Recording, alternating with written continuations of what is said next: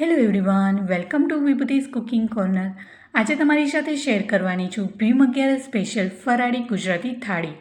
આજે હું કોઈ રેસીપી નથી બનાવવાની, પણ આજે હું તમારી સાથે શેર કરવાની છું ભીમ 11 સ્પેશિયલ મારા ઘરે બનતી ફરાળી થાળીનો વિડીયો.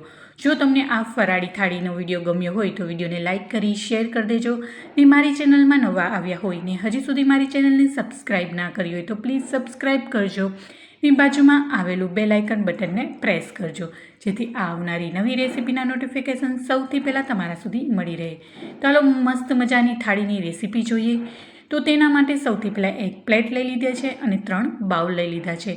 હવે સૌથી પહેલાં હું પીરસીશ ફરાળી સામો, જેને ફરાળી ભાત પણ કહેવામાં આવે છે. અને તેમાં ફરાળી જે બટાકાનું ખમણ હોય છે તે ઉમેરી મેં મસ્ત મજાનું વઘારી લીધું છે. ફરાળી સામાની સાથે અહીંયા હું પીરસી રહી છું ફરાળી બટાકાનું રસાવાળું શાક. અમારા ઘરમાં સામાની સાથે આવી રીતના બટાકાનું રસાવાળું શાક ખાવાનું વધારે પસંદ કરે છે. અને અહીંયા મેં ફરાળી બટાકાના શાકને ડાયરેક્ટ જ કુકરમાં બનાવ્યું છે. બાફેલા બટેકા કરતાં આવી રીતના ડાયરેક્ટ જ ફરાળી શાક કુકરમાં બનાવશો ને તો એનો સ્વાદ જ એક અલગ હશે અને ખાવામાં ખૂબ જ સ્વાદિષ્ટ બને છે. આવી રીતના ફરાળી શાક કુકરમાં બનાવ્યું, તેવી રીતના તમે ફરાળી સૂકી ભાજી પણ તમે કુકરમાં બનાવી શકો છો. ઓછા સમયમાં અને ફટાફટ બનીને તૈયાર થઈ જાય છે. તો ચોક્કસથી તેવી રીતના ટ્રાય કરજો. હવે ફરાળી રસાવાળું બટાકાનું શાક બાદ તેની સાથે હું પીરસીશ મિષ્ટાનમાં કેસર ફ્લેવરનું શ્રીખંડ. જો મિષ્ટાન ન હોય તો ફરાળી થાળી એ પણ 11 માટે અધૂરી ગણાય છે.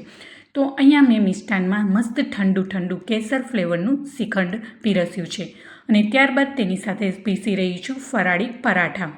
આ પરાઠા છે એ મેં રાજગરાનો લોટ, તપકીર અને 1 નંગ જેટલું બાફેલું બટેકું ઉમેરી લોટ બાંધી અને મસ્ત બનાવી લીધા છે. આવી રીતના તમે તપકીર અને બાફેલું બટેકું ઉમેરીને પરાઠા કે પૂરી બનાવશો તો તમારા પરાઠા કે પૂરી એકદમ સોફ્ટ પોચા રૂ જેવા બનશે અને ઠંડા થઈ ગયા બાદ પણ એટલા જ સોફ્ટ રહેશે. જો તમારે આ ફરાળી પરાઠાની રેસીપી જોતી હોય તો મારી ચેનલમાં પહેલેથી જ છે, તો ત્યાં જઈને તમે પરાઠાની રેસીપી જોઈ શકો છો. હવે અહીંયા ફરસાણ તરીકે હું ઘરમાં બનાવેલી ફરાળી વેફર સાથે સર્વ કરી રહી છું. અને ગુજરાતીઓની થાળીમાં જો સંભારા, અથાણા કે પાપડ ના હોય તો એ થાળી તો અધૂરી જ ગણાય છે, સાચું કે નહીં? તો હવે હું પીરસી રહી છું તળેલા શિંગદાણા અને સાથે તળેલા મરચાં સાથે. તો મસ્ત મજાની ફરાળી ગુજરાતી થાળી તૈયાર છે. તો આજે ભીમ 11 છે તો બધાના ઘરે કંઈક ને કંઈક ફરાળમાં અલગ અલગ બન્યું જ હશે અને બધા જ ભીમ 11 રહેતા પણ હશે. તો મારા ઘરે કંઈક આવું હતું આજે ભીમ 11 સ્પેશિયલ જમવા માટે. તો મસ્ત મજાની ભીમ 11 સ્પેશિયલ ફરાળી ગુજરાતી થાળી રેડી છે.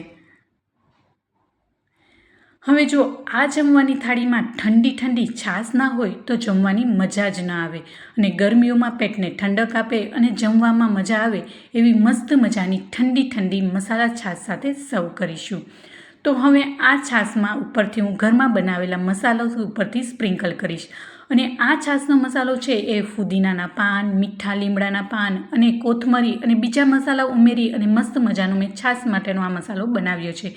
જો તમારે આ છાશ માટેના મસાલાની રેસીપી જોતી હોય તો મારી ચેનલમાં પહેલેથી જ છે, તો ત્યાં જઈને તમે આ મસાલાની રેસીપીને જોઈ શકો છો. અને આ મસાલાને તમે ચાટ મસાલો તરીકે પણ ઉપયોગ કરી શકો છો અને 1 વર્ષ માટે સ્ટોર પણ કરી શકો છો.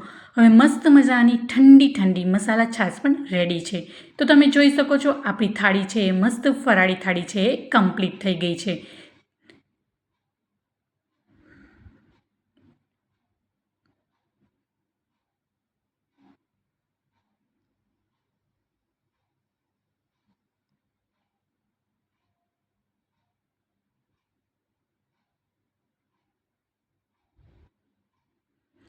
તો ભીમ 11 સ્પેશિયલ મારા ઘરે કંઈક આવું જમવાનું હતું. તો શ્રીખંડ, ફરાળી બટાકાનું રસાવાળું શાક, સામો, વેફર, મસાલા શીંગ, ફરાળી પરાઠા, મરચાં અને ઠંડી છાશ. તો મસ્ત મજાની ફરાળી થાળીનો વિડીયો કેવો લાગ્યો એ મને કોમેન્ટ બોક્સમાં જરૂરથી જણાવજો. જો તમને મારી આ ભીમ 11 સ્પેશિયલ ફરાળી ગુજરાતી થાળીનો વિડીયો ગમ્યો હોય તો વિડીયોને લાઇક કરી શેર કરી દેજો. અને મારી ચેનલને સબસ્ક્રાઈબ ના કરી હોય તો પ્લીઝ સબસ્ક્રાઈબ કરજો. અને બાજુમાં આવેલું બેલ આઇકન બટનને પ્રેસ કરજો. Thank you for